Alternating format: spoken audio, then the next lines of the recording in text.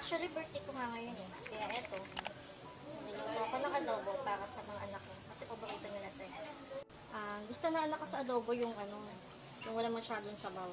Yung natutuyot siya, tapos nagmamantika ng pusa, gano'n.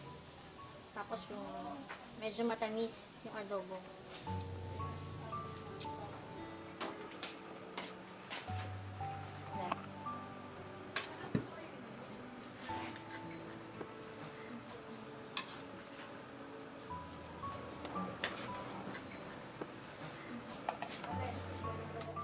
Tatabi ko muna to para mamaya may kakainin yung mga anak ko pag alis ko.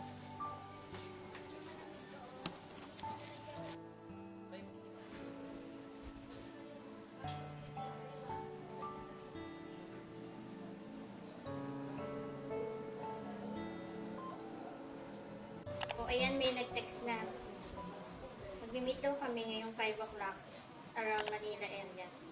Hinihintay niya na ako. So, alis muna ako.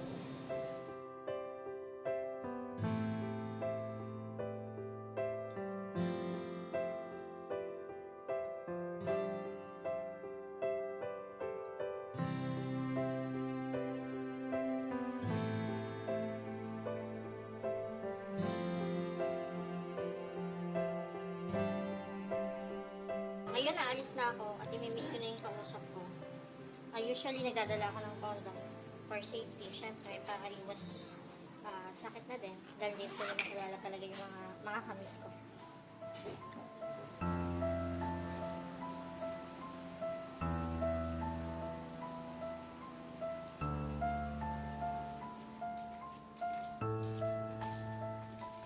Yung imimit ko nga ngayon ay 22 years old. Ito nga, kinukulit na ako eh. Tagal ko daw kasi. Nagmamadali na yata.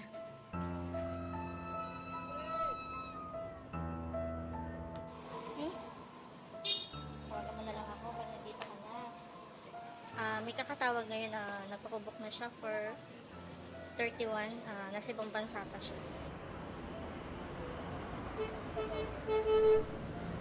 Ayun nga, nandito na ako sa meeting place namin. Late na nga ako. Pagbook ako for 3 hours. Alis na ako.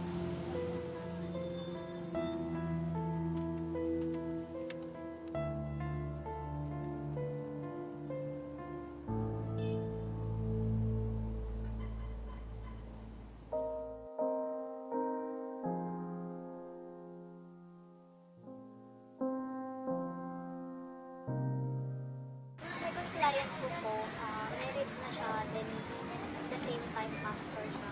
Pero wala siyang anak. Tapos, kaya lang siya naghahanap ng PSP. Kasi wala siyang, parang nawala yung sexual desire niya dun sa wife niya, kaya naghanap siya ng iba. At gusto niya is babayaran niya talaga para hindi mag-uwi ng kaliwa niya yung asawa.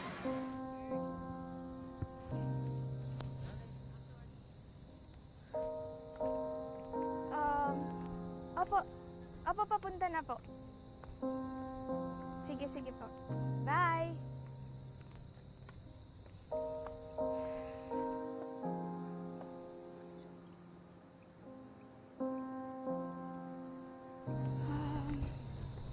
Sir Joey? Yes. Ruby, ikaw? Yes po. Kailan na ka na? 21 po. Nung sinabi niya sa akin na satisfy siya, parang gumaan din yung pakiramdam ko. Kasi nabigay ko yung gusto niya, then in return, nabigay rin niya yung kailangan ko. Kumbaga, sa areang yon parang patas na lang din kami. 3 times na kami nag-do. Yung first is 5,000, then second is 2,500, third, 1,500. Yung sa kanya kasi umabot ng 5, 7, 5, 9,000. Yung dun po sa second client ko. Binigay ko po yung half sa mother ko. Then yung bale, 2,500 po yung binigay ko sa mother ko. Tapos yung 2,000, pinambayad po ng bills. And siyempre yung pang-araw-araw namin. Then yung 500, tinira ko po para sa sarili ko. Kaya ako po ito ginagawa kasi nga mahal ko yung nanay ko. Na alam ko naman, pag may naibigay ako sa kanya, matutuwa siya sa akin. Kaya kahit masama sa loob ko na gawin to, ginawa ko na lang to para sa kanya.